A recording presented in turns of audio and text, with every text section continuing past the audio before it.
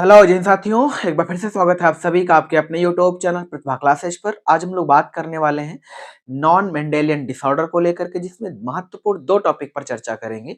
एक तो प्लॉइडी और दूसरा क्रोमोसोमल डिसऑर्डर। तो चलिए शुरू करते हैं बिना किसी देरी के। तो आज के टॉपिक के अपने जो महत्वपूर्ण क्लास के मुद्दे होने वाले हैं वो है प्लॉइडी एंड क्रोमोसोमल डिसऑर्डर, जिसमें प्लॉइडी के दो टाइप पढ़ेंगे हम लोग। एक तो यूप्लॉइडी और दूसरा एन्यूप्लॉइडी। और एंड में हम लोग पढ़ेंगे क्रोमोसोमल डिसऑर्डर, जो कि यूपी बोर्ड में तो अब केवल तीन ही बचे हैं: Turner syndrome, Klinefelter and down. हालांकि सीबीएसई में इससे ज्यादा हो सकते हैं, इसलिए हम सारे के सारे कंप्लीट करेंगे। तो चलिए शुरू करते हैं बिना किसी देरी के। तो सबसे पहले बात करते हैं प्लॉइडी क्या होता है। एक्चुअल में प्लॉइडी को आप ऐसे कह लो, जो गुणसूत्रों का सेट है वो ही प्लॉइडी कहलाता है, या गुणसूत्रों के जो नंबर हैं वो ही प्लॉइडी कहलाते हैं, है ना। तो it is the number of chromosome or set of chromosome present in a cell, यानी जो सेल में गुणसूत्र के सेट या कह लो गुणसूत्रों के जो नंबर प्रेजेंट है उन्हीं को भैया प्लॉइडी बोला जाता है। क्या बोला जाता है? प्लॉइडी। इसमें कोई डाउट वाली बात नहीं है। अब आपको हर पेयर या हर सेट में गुणसूत्र दिखाए गए हैं, है ना। अब यहां समझ सकते हैं, जो प्लॉइडी है of human body cell is diploidy, यानी जो ह्यूमन बॉडी है वो भैया डिप्लॉइडी कंडीशन में होती है, या कह यू। अभी जब प्लॉइडी पढ़ाएंगे आपको तो यूप्लॉइडी के भी कई टाइप आएंगे, एन्यूप्लॉइडी में भी घटना बढ़ना आप सीखेंगे। तो यूप्लॉइडी में हम लोग कौन से उसमें आते हैं? डिप्लॉइडी में आते हैं। ऐसा इसलिए क्योंकि जो गुणसूत्र चलते हैं वो एक सेट के रूप में चलते हैं, जैसे N2N 3N ऐसे करके, है ना। तो चलिए बात करते हैं आगे, जिसमें हम लोग पहले बात कर लेते हैं यूप्लॉइडी क्या है। तो यूप्लॉइडी एक्चुअल में आप सभी ने पढ़ा होगा कि ह्यूमन बॉडी में सेल में जो गुणसूत्रों के सेट लिखते हैं आप उन्हें 2N लिखते हैं, इसी को आप डिप्लॉइडी कह देते हैं। क्या बोलते हैं? डिप्लॉइडी। तो यूप्लॉइडी मीन्स ये होता है कि जब गुणसूत्र सेट में ही घट बढ़ जाए, जैसे नॉर्मल कंडीशन 2N होती है, अब ये N भी हो सकता है, 3N हो सकता है, 4N हो सकता है। तो ऐसे गुणसूत्र के जब सेट में ही पूरा पूरा चेंज आ जाए, सेट ही घट बढ़ जाए, तब इस कंडीशन को यूप्लॉइडी बोलते हैं, है ना। और ये जैसे कि मान लीजिए ये मोनोप्लॉइडी है, ये डिप्लॉइडी है, ये ट्राई है, ये टेट्रा है, पेंटा, ऐसे सब होंगे। तो a single set of chromosomes in a cell is also known as basic set, यानी जो एन की कंडीशन में क्रोमोसोम प्रेजेंट है उनको भी उनका बेसिक सेट बोल दिया जाता है। Euploidy is a condition in which chromosomes in the cell are in multiples. Based on how many sets of chromosomes are present, there are different types of euploidy and it is denoted as N2N 3N and so on। मतलब और भी ये continuously आगे ऐसा हो सकता है। अब यूप्लॉइडी के बहुत सारे टाइप हो सकते हैं, जैसे एन की कंडीशन को बोलेंगे मोनोप्लॉइडी, 2N की कंडीशन को बोलेंगे डिप्लॉइडी और 3N की कंडीशन को बोलेंगे पॉलीप्लॉइडी, है ना। अब 3 एंड मोर, जब 3N से ज्यादा हो जाएगा तब इसको बोलेंगे पॉलीप्लॉइडी। कोई दिक्कत वाली बात नहीं है। अब अगर हम बात करेंगे ह्यूमन कैरियोटाइप की, तो ह्यूमन कैरियोटाइप में हमेशा याद रखना है कि हम लोग डिप्लॉइडी कंडीशन में आते हैं। किस कंडीशन में? डिप्लॉइडी, जिसमें 2N का मीन्स होता है भैया 46 और यहाँ N का मतलब है भैया 23 से, है ना। यानी एक सेट में अपने 23 गुणसूत्र हैं, तो अपने दो सेट होते हैं 23-23 के। चलिए बात करते हैं आगे, टाइप्स ऑफ यूप्लॉइडी, जो कि अभी हम पीछे पढ़कर आए, तीन टाइप का होता है।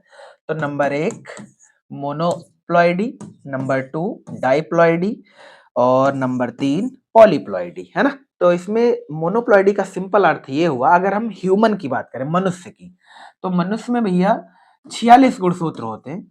तो मोनोप्लॉइडी का मतलब हुआ कि इसमें 23 गुणसूत्र होंगे। कितने गुणसूत्र होंगे? 23। डिप्लॉइडी का मतलब हुआ कि इसमें 46 गुणसूत्र होंगे। और पॉलीप्लॉइडी का मतलब अगर ये 3N है तो, है ना, क्योंकि 3N सोन हो सकता है, मतलब 4N 5N 6N कुछ भी हो सकता है। अगर हम एग्जांपल यहाँ पर 3N ले लें तो इसका मतलब यहाँ पर गुणसूत्रों के नंबर भी 69 हो जाएंगे। अगर ये आपने 4N समझ लिया तो भैया ये 92 हो जाएगा, क्योंकि 23 का मल्टीपल चल रहा है। तो ये अब मत याद करना कोई भी लोग कि N मतलब 23, ये केवल और केवल ह्यूमन के लिए सही है, या अकेले उन सभी जीवों के लिए सत्य है जिनमें गुणसूत्रों के नंबर 46 होते हैं। हालांकि हर जीवों के अपने सेट अलग अलग होते हैं। तो मोनोप्लॉइडी की अगर बात करें, the condition in which the cell has single set of chromosomes, यानी कि मनुष्य में दो सेट होते हैं, कितने कितने के? 23-23 के, 23-23 के दो सेट। अगर एक सेट प्रेजेंट है तो इस कंडीशन को बोलेंगे मोनोप्लॉइडी। द सेल और organism as is called monoploidy. Denoted as n। इसको काहे से डिनोट करेंगे? n से। तो 23 का मतलब भैया n है, क्योंकि 46 का मतलब 2n होता है। तो अगर ये n है तो भैया ये जाहिर सी बात है 2n होगा, और ये 3n होगा, और ये 4n होगा, नो डाउट। ठीक है, अब बात करते हैं डाइप्लॉइडी की। The condition in which the cell has two set of chromosomes, यानी जब सेल में गुणसूत्रों के दो सेट प्रेजेंट होते हैं तब इसको डिप्लॉइडी बोलते हैं। The cell or organism is called diploid, और इसको डिनोट करते हैं 2n से। सेम वैसी बात पॉलीप्लॉइडी की कर लेते हैं। The condition in which the cell has multiple set of chromosomes, the cell or organism is called polyploidy. Example में इसको लिख सकते हैं 2n 4n sorry 3n 4n 5n 6n and so on, है ना। चलिए बात करते हैं आगे। अब बात करते हैं एन्यूप्लॉइडी क्या है। तो देखो अभी आपने यूप्लॉइडी में समझाइए कि जब गुणसूत्रों के नंबर एक सेट में चेंज हो जाते हैं, जैसे हमने कहा कि मनुष्य में दो सेट गुणसूत्र हैं 2n, जिसका मीनिंग 46 है ना। तो अगर सेट में ही घटा बढ़ी हो जाए, जैसे कि एक n घट जाए तो n बचेगा, एक n बढ़ जाए तो 3n हो जाएगा, एक n और बढ़ जाए तो 4n हो जाएगा। तो जब गुणसूत्र सेट के रूप में आगे घटते बढ़ते हैं तब इसको बोलते हैं यूप्लॉइडी। क्या बोलते हैं? यूप्लॉइडी, जो भी पीछे पढ़ा है आपने। अब एन्यूप्लॉइडी क्या है? एन्यूप्लॉइडी कोई नई चीज नहीं है। सिंपल कहें, अगर सेट के ही किसी पेयर में गुणसूत्र घट बढ़ जाए, यानी एक घटे या दो घटे या दो घटे या दो बढ़े, तब इसको बोलते हैं भैया एन्यूप्लॉइडी। फॉर एग्जाम्पल, हमें पता है ह्यूमन बॉडी में कैरियोटाइप को 2n से मार्क करते हैं। अगर हम इसे लिख दें 2n-1 तो भी ये एन्यूप्लॉइडी हो गया। अगर हम इसे लिख दें 2n+1 तो भी ये एन्यूप्लॉइडी हो गया। या इससे भी ज्यादा हो सकता है, ऐसा नहीं है। क्या 2n-2 कंडीशन नहीं हो सकती? ऑफ कोर्स हो सकती है। इसका मतलब ये सब घटनाएं क्या है? एन्यूप्लॉइडी। तो एन्यूप्लॉइडी में गुणसूत्र किसी जोड़े में ही घट बढ़ जाता है, यानी किसी एक से लेकर 23वें जोड़े तक किसी में भी एक घट सकता है या किसी में एक बढ़ सकता है। इस कंडीशन को बोलते हैं एन्यूप्लॉइडी। और जब सेट का सेट ही घट बढ़ जाए तब इसको बोलते हैं यूप्लॉइडी। ठीक है ना। तो समझते हैं यहाँ पर एडिशन और रिमूवल, मतलब जुड़ भी सकता है और घट भी सकता है, of chromosomes. Example in human beings, तो हम जनरली ह्यूमन बीइंग की बात करेंगे। In the case of aneuploidy there is addition और removal of chromosomes and not a set of chromosome. पिछले हमने यूप्लॉइडी में समझा था कि वहां गुणसूत्रों का पूरा पूरा सेट ही चेंज हो रहा था। यहाँ सेट नहीं चेंज होगा भैया, chromosome and not a set of chromosome, मतलब कोई पेयर से गुणसूत्र घट सकता है, या एडिशन हो सकता है, या रिमूवल हो सकता है। याद रखेंगे कभी सेट चेंज नहीं होगा। सेट चेंज हो जाएगा तो इसे तो यूप्लॉइडी बोल देंगे। अब समझते हैं यहाँ पर एन्यूप्लॉइडी में अगर हम बात करें तो हाइपोप्लॉइडी कंडीशन हो सकती है और हाइपरप्लॉइडी हो सकती है। हाइपोप्लॉइडी का मतलब होता है रिमूवल से, यानी कम पड़ेगा यहाँ पर क्रोमोसोम, और हाइपरप्लॉइडी का मतलब होगा एडिशन होगा, मतलब यहाँ पर क्रोमोसोम ऐड होंगे। बात समझ में आ गई ना। इस 46 को भी हम 2n की तरह ट्रीट करेंगे। तो ध्यान से देखो, तो यहाँ 2n-1 लिखा है, तो गुणसूत्र कितने हो जाएंगे? 45। ये 2n+1 लिखा है, इसको बोला 47। तो हाइपरप्लॉइडी का मतलब गुणसूत्र का एडिशन होना, और हाइपोप्लॉइडी का मतलब होता है गुणसूत्र का रिमूव होना, है ना। जब गुणसूत्र रिमूव होंगे तो इसको हम लिखेंगे 2n-1 -2, कुछ भी हो सकता है, वो तो तय होगा। और हाइपरप्लॉइडी में 2n+1 या 2n+2 या सो ऑन, है ना। कि मेरी बात समझ में आ गई ना। हाइपरप्लॉइडी में एडिशन होगा क्रोमोसोम का, और हाइपोप्लॉइडी में रिमूवल होगा क्रोमोसोम का। अब तो ये नाम से ही तय हो जाएगा अभी आगे कि किसमें घटता है और किसमें बढ़ता है। और आपको ये भी परमानेंट याद करना पड़ेगा कि कौन से पेयर में ऐसा चेंज आता है। जैसे एग्जांपल के तौर पे आपको पहले ही बताते चलते, डाउन सिंड्रोम जब आपको पढ़ाएंगे तो 21वीं जोड़ी में एक गुणसूत्र बढ़ने की वजह से होता है ना। तो समझते हैं यहाँ पर टाइप ऑफ एन्यूप्लॉइडी। तो ये दो कंडीशन में हो सकता है, या तो ये हाइपोप्लॉइडी कंडीशन में होगा और या तो ये हाइपरप्लॉइडी कंडीशन में होगा। हाइपरप्लॉइडी में हमेशा एडिशन होगा गुणसूत्र का, और हाइपोप्लॉइडी कंडीशन में हमेशा रिमूवल होगा क्रोमोसोम का। ध्यान से देखो, तो यहाँ पर -1 -2 यानी यहाँ पर निकाले जा रहे हैं गुणसूत्र, +1 +2 यानी कि यहाँ पर गुणसूत्र ऐड किए जा रहे हैं। जब गुणसूत्र एक कम पड़ेगा, जब गुणसूत्र एक कम पड़ेगा, ये कौन से पेयर से कम पड़ा उस पर भी ध्यान मत दीजिए, वो तो आपको आगे पढ़ाया जाएगा कि कौन से वाले में घटता है कौन से वाले में बढ़ता है। तो अगर एक गुणसूत्र घटता है तो इस कंडीशन को बोलेंगे मोनोसोमी, और रिप्रेजेंट करेंगे 2n-1 से। वहीं जब पूरा पूरा सेट चेंज हो जाए, या कह लें किन्हीं दो सेटों से एक एक गुणसूत्र निकल जाए, तब इसको बोलेंगे नलीसोमी, या मेरे ख्याल से डाइसोमी भी बोला जा सकता है। इसको रिप्रेजेंट करेंगे 2n-2 से। ऐसे यहाँ पर बात कर लेते हैं, जब एक गुणसूत्र ऐड हो जाएगा तो जाहिर सी बात है हर पेयर में दो हैं, अब एक ऐड हो जाएगा तो तीन हो जाएंगे, तो इसको बोलेंगे भैया ट्राइसोमी। क्या बोलेंगे? ट्राइसोमी। वहीं जब दो ऐड हो जाएंगे तो इसको बोलेंगे टेट्रासोमी, क्योंकि दो से अब चार हो जाएंगे, है ना। यही बातें यहाँ पे लिखी हैं। If one chromosome is removed it is called monosomy. If two chromosome are removed it is called nullisomy, है ना। If one chromosome is added the type of hyperploidy is trisomy कहलाएगा। If two chromosome are added in the type of hyperploidy is tetrasomy. ये मेरी बात clear समझ में आई? चलिए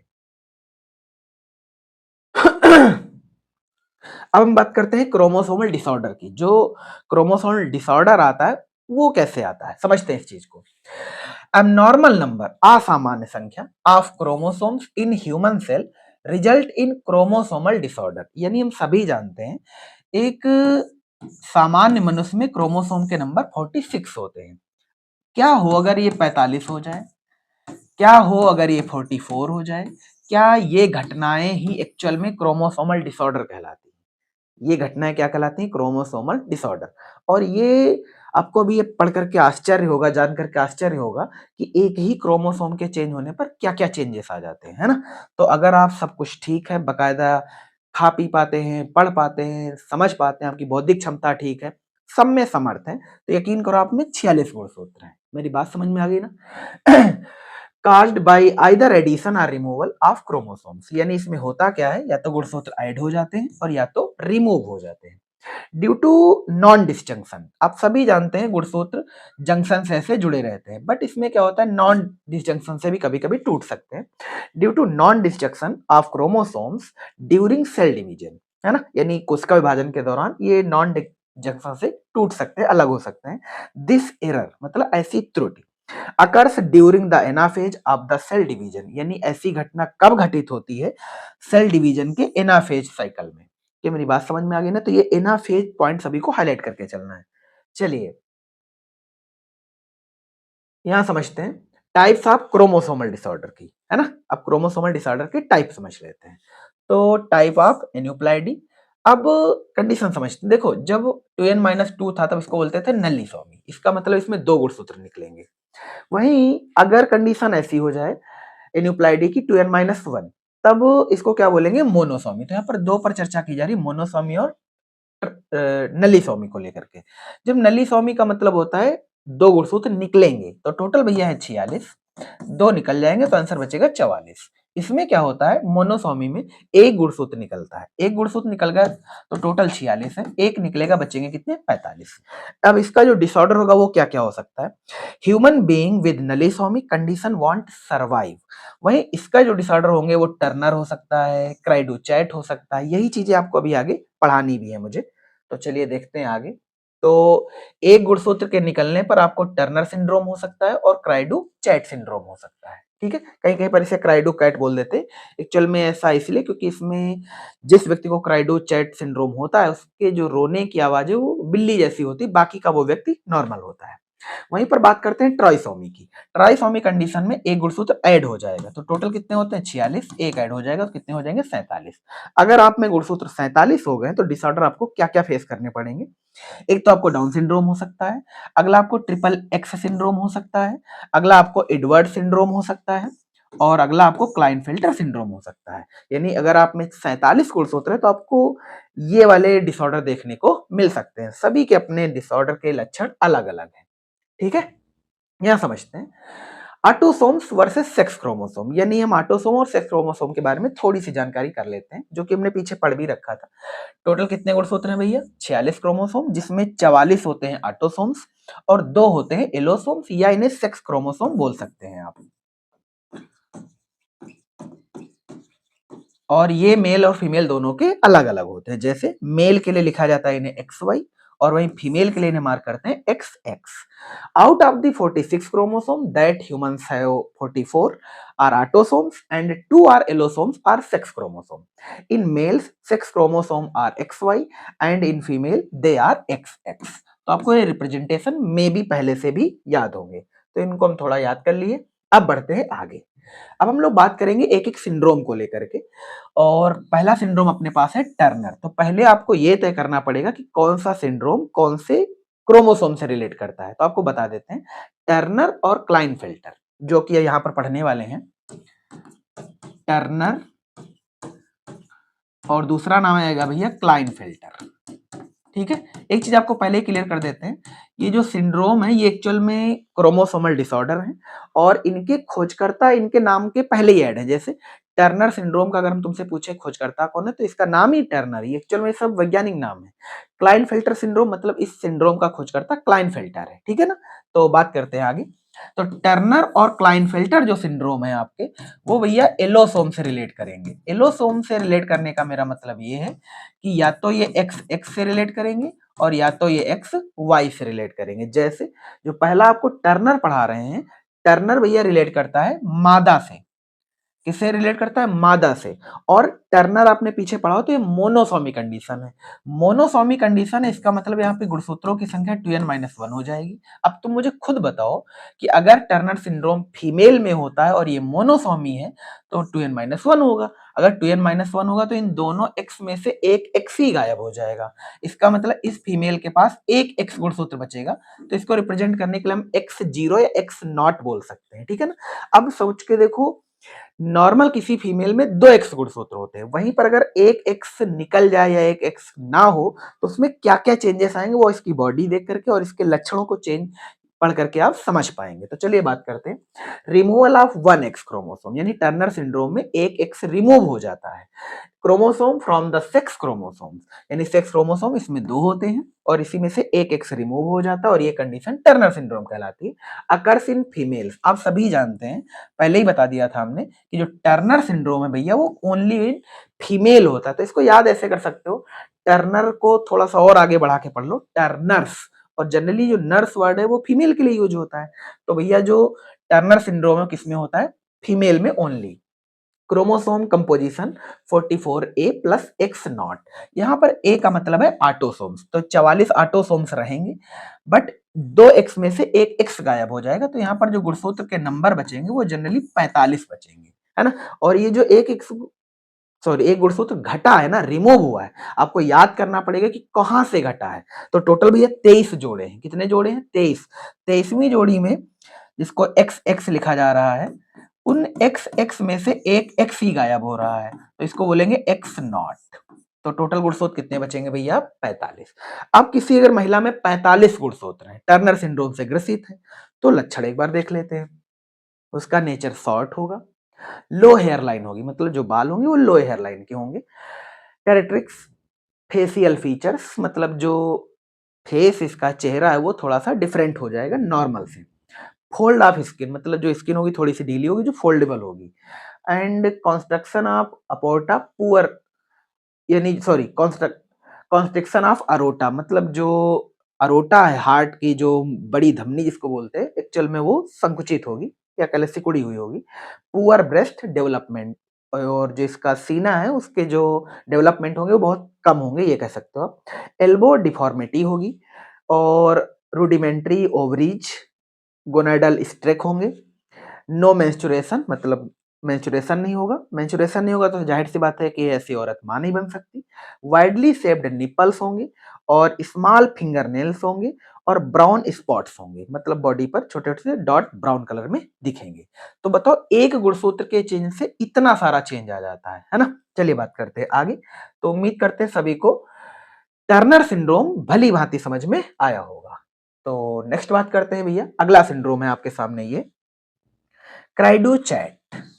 कौन सा सिंड्रोम है? क्राइडो चैट। इसको बात करते हैं। ये देखो इसमें नॉर्मल क्रोमोसोम है, यहीं पर क्रोमोसोम तो देखो पूरे पूरे दोनों जोड़ी, मतलब एक जोड़ी पूरा है, बट इस वाली हाफ संरचना में चेंज आ गया है, म्यूटेशन टाइप हो गया है, तब इसको क्या बोलेंगे? क्राइडो चैट। ऐसा कौन से नंबर में होता है?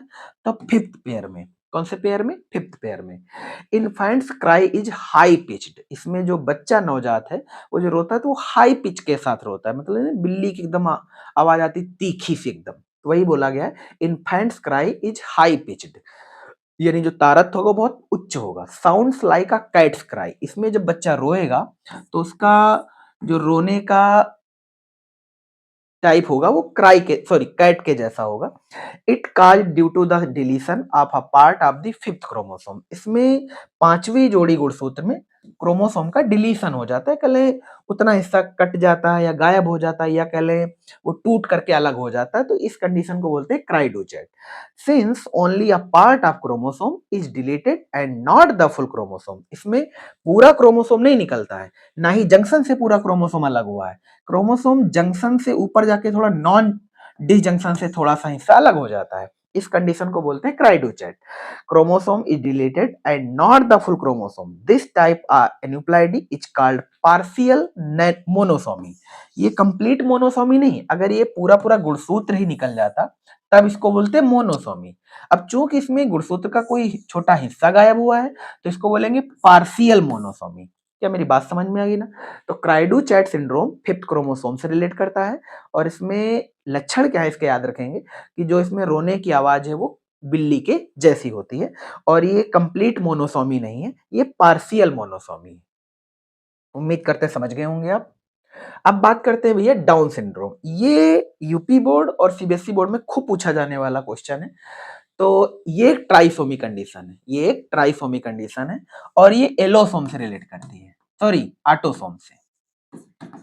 कौन से? ऑटोसोम्स। तो आपको बता देते हैं 1 से लेकर 22 जोड़ी तक के गुणसूत्रों को ऑटोसोम्स मानते हैं और 23वीं जोड़ी का गुणसूत्र सेक्स क्रोमोसोम होता है। इसका मतलब जो डाउन सिंड्रोम होगा वो 1 से लेकर 22वीं जोड़ी तक किसी में चेंज आने से होगा। चूंकि ये ट्राइसोमी कंडीशन है तो जाहिर सी बात है कि एक गुणसूत्र ऐड होगा। अब कौन सी जोड़ी में ऐड होगा वो बात पहले से याद कर लो।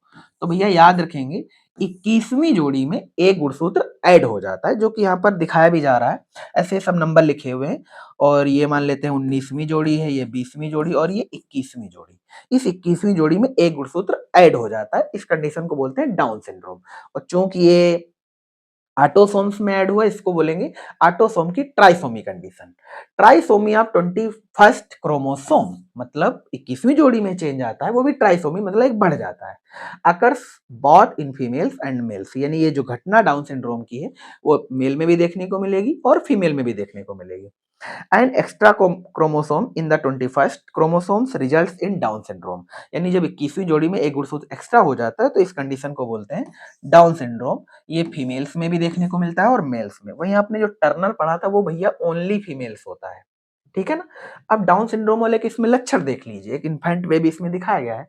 तो ग्रोथ फेलियर, किनारे से एक-एक पढ़ देते हैं। फ्लैट बैक ऑफ हेड, जो ये हेड का हिस्सा है वो थोड़ा-सा फ्लैट हो जाएगा, ऐसे मतलब नहीं पीछे से ऐसे कम हो जाएगा। अगला है abnormal years, many loops on, जो इसके कान है भैया वो असामान्य होंगे। मैनी लूप्स ऑन फिंगरप्रिंट्स, मतलब फिंगरप्रिंट पर बहुत सारे लूप होंगे। पाम क्रीच एंड स्पेशल, ये क्या लिखा है?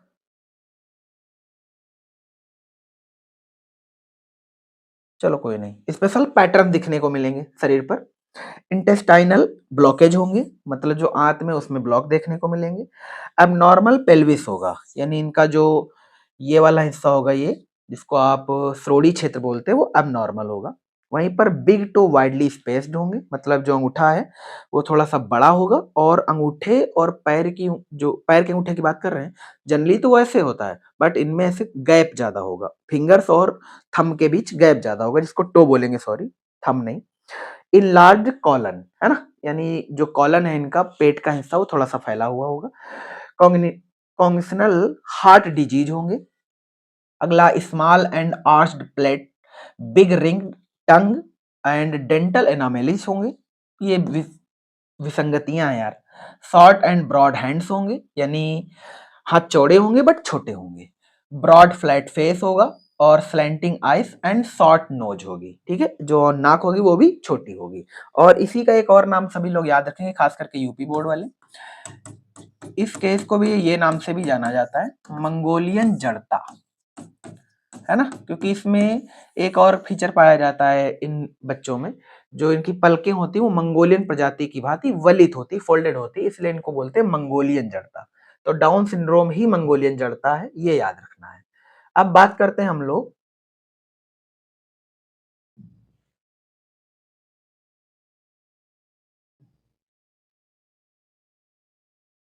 एडवर्ड सिंड्रोम की। कौन से सिंड्रोम की? एडवर्ड सिंड्रोम 18वें पेयर से रिलेट करता है। तो ये भी ट्राइसोमी कंडीशन है। कौन सी कंडीशन है? ट्राइसोमी। एक बात समझ में आ गया कि 18वीं जोड़ी में अगर चेंज आता है तो ये ऑटोसोम्स के लिए है। 22 जोड़ी तक ऑटोसोम्स होते हैं, इसलिए ये अगर चेंज 18वीं जोड़ी में तो हम बोल सकते हैं ऑटोसोम्स के लिए ट्राइसोमी कंडीशन है। Occurs in both mails and female, मतलब ये भी कंडीशन दोनों में देखने को मिलेगी, मेल में भी और फीमेल में भी। अब यहाँ इसके लक्षण देख सकते हैं, नंबर याद रखना है भैया 18th, है ना। स्मॉल माउथ, स्मॉल जा, शॉर्ट नेक, मतलब इसका मुख भी छोटा होगा, जबड़ा भी छोटा होगा और गर्दन भी छोटी होगी। Shield chest or short and prominent sternum and wide set nipples. इसका कैरेक्टर है clenched hands with overlapping fingers, यानी जो फिंगर्स होंगी वो थोड़ा सा ओवरलैप करेंगे, एक दूसरे पर ऐसे चढ़ी हुई होंगी। Fixed big to prominent heels, मतलब जो हील होगी थोड़ी सी फैली होगी और जो टो है वो थोड़ा फिंगर से साइड में होगा। डिस्प्लास्टिक और मालफॉर्म्ड ईयर्स, मतलब जो कान का डिजाइन है वो भी देखो ध्यान से तो अब नॉर्मल होगा, है ना। ऑक्यूपुट और back part of the skull is prominent, है ना। बात करते हैं अगले सिंड्रोम की, जिसमें हम लोग बात करेंगे ट्रिपल एक्स सिंड्रोम। सभी को पता है अगर किसी फीमेल में 2 एक्स गुणसूत्र है तो हम कहेंगे ये एक नॉर्मल स्त्री है या नॉर्मल फीमेल है ना। वहीं अब किसी स्त्री में नॉर्मल से 1 एक्स ज्यादा बढ़ जाए तब भैया इसको बोला जाएगा सुपर फीमेल। क्या बोला जाएगा? सुपर फीमेल, यानी उसमें 1 एक्स अतिरिक्त आ जाने की वजह से कुछ ज्यादा ही स्त्री वाले लक्षण दिखने लगेंगे ब्रॉड उसमें, तो इसको बोलेंगे super female. Extra X chromosomes in sex chromosome takes place only ah females, मतलब ये जो ट्रिपल सिंड्रोम या सुपर फीमेल है भैया वो ओनली फीमेल्स में देखने को मिलेगा। इसमें जो क्रोमोसोमल कंपोजिशन होगा वो 44, मतलब वही ऑटोसोम्स, और ट्रिपल एक्स टोटल कहें तो इसमें 47 की कंडीशन में गुणसूत्र दिखाई देंगे, ठीक है ना। अब इसमें फीचर्स क्या आएंगे? वाइड सेट आईज, मतलब जो आई हम लोग में ज्यादातर तो सेंटर पर ही है, बस इसमें क्या होंगी थोड़ी सी यहाँ पर होंगी, मतलब जैसे नहीं जानवरों की होती, भैंसों की तुमने देखा होगा एकदम ऐसे नहीं होती हैं, वो थोड़ा सा वाइड होती हैं। तो इसमें वाइड सेट आई होंगी और इनका जो आईक्यू होगा वो लो होगा। डिलेड स्पीच होगी और डिलेड मोटर डेवलपमेंट होगा, इनका जो विकास है चालक का वो भी सा डिले रहेगा, ठीक है ना। स्पीच भी इनकी डिले रहेगी। अब लास्ट बात करते हैं लास्ट सिंड्रोम की, जिसका नाम है भैया क्लाइनफेल्टर सिंड्रोम। कौन सा सिंड्रोम? Klinefelter syndrome. ये मेल्स में पाया जाता है। किस में पाया जाता है? मेल में। एक्स्ट्रा एक्स क्रोमोसोम इन सेक्स क्रोमोसोम, सभी को पता है नॉर्मल किसी पुरुष में एक्स वाई गुणसूत्र होते हैं। अब क्या होगा अगर इसी पुरुष में एक्स एक्स वाई गुणसूत्र हो, तो एक्स वाई तो नॉर्मल पुरुष के लिए है, एक अतिरिक्त एक्स के आने की वजह से कुछ फीमेल्स वाले लक्षण आ जाएंगे। Chromosomal composition 44A plus XXY, ये एक पैटर्न हो सकता है। तो यहाँ पर गुणसूत्रों के नंबर 47। ये मत सोचना कि सिर्फ यहीं तक सीमित रहेगा, कई बार ये कंडीशन ऐसे भी देखने को मिलेगी या इसके आगे भी देखने को मिल सकती है। 4x 4 टाइम एक्स वाई, है ना। अब यहाँ पर लक्षण देख लेते हैं, ये 23वीं जोड़ी में चेंज आने की वजह से हुआ। तो टाल स्टैचर स्लाइटली फेमिनाइज फिजिक, मतलब ये जो होगा वो अतिरिक्त लंबा होगा और जो कुछ लक्षण होंगे फीमेल के जैसे होंगे। टेंडेंसी टू लूज, मतलब जो इसका ब्रेस्ट होगा वो थोड़ा सा लूज होगा।